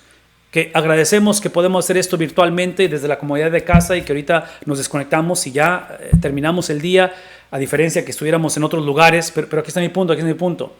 Yo sí invitaría, Pastor, y te invito, Pastor, ahorita, si tú puedes poner alguna información aquí en el chat, por si alguien se interesa de poder llevar a cabo algo establecido, formal, estructurado, como un instituto teológico, bíblico, ministerial, donde pudiera estas conversaciones, Pastor Miranda, que estás diciendo, donde dejemos de pastorear como llaneros solitarios, donde podamos posicionarnos debajo de otros para servir a otros. Porque eso es lo que hace el seminario. El seminario te pone, las instituciones teológicas te ponen debajo de otros para que ministres a otros. Entonces, de alguna manera necesitamos otra vez regresar a este tipo de conversaciones. De alguna manera necesitamos buscar el fomentar, el cultivar ese espíritu enseñable. Y yo sé que ocupados todos estamos. Yo sé que los recursos son limitados. Y yo estoy consciente de ello. Pero nada de lo que hemos descrito es accidental, es algo que tiene que llevarse a cabo. Pastor Miranda, termina lo que estabas diciendo, por favor. Bueno, sobre el tema de la evangelización, de pronto también siento que como iglesia nos enredamos mucho en la metodología, cuando en verdad creo que las oportunidades las da el Señor. Porque como tal cual como Felipe y a lo largo de todo el Nuevo Testamento vemos cómo es que el Señor dio ocasión para que personas escucharan la palabra, y esos encuentros eran encuentros espirituales, celestiales, literalmente. Yeah. Entonces, a veces creo que divinizamos mucho la metodología, y los jóvenes van a usar una forma, ¿cierto?, que les acomode y les gusta, y van a hacer salir un impacto evangelístico llevando sus equipos, llevando todo su equipo de teatro y todo, y está bien. está bien, pero no podemos descansar en lo que hacemos para alcanzar a la gente, cuando en verdad el poder del Evangelio radica en el poder de Dios y del Espíritu Santo, que es Dios, para la salvación de las personas. Entonces, nuestra predicación no puede estar fundada precisamente en los métodos que estamos usando como que si fueran los infalibles y los únicos. Exacto. Porque cada generación va a tener su forma de evangelizar. Ahora, a través de las redes sociales, muchos de nosotros que somos más arcaicos, antiguos o anti-tecnología, en algún momento hasta criticamos los que predicaban por internet, pero ahora estamos todos usándolo. Entonces, el concepto va cambiando y todos ahora estamos usando y estamos usando Zoom. Y yo no soy tan mayor, me veo canoso y todo, pero soy como de la generación más antigua, poco tecnológica. Pero ahí vamos viendo cómo es que generación, año a año, vamos cambiando nuestras preferencias y nuestras opiniones respecto de lo que anteriormente no aceptábamos. ¿Ya? Entonces, esas cosas, por ejemplo, a mí me pasó un día en un avión, cuando iba a Estados Unidos, tuve la oportunidad de ir allá a predicar, a evangelizar, 35 días estuve evangelizando. El tema es que me senté con un señor ahí en el avión, y él me preguntaba a qué iba, y yo le contaba que iba a evangelizar y todo, y nunca le prediqué.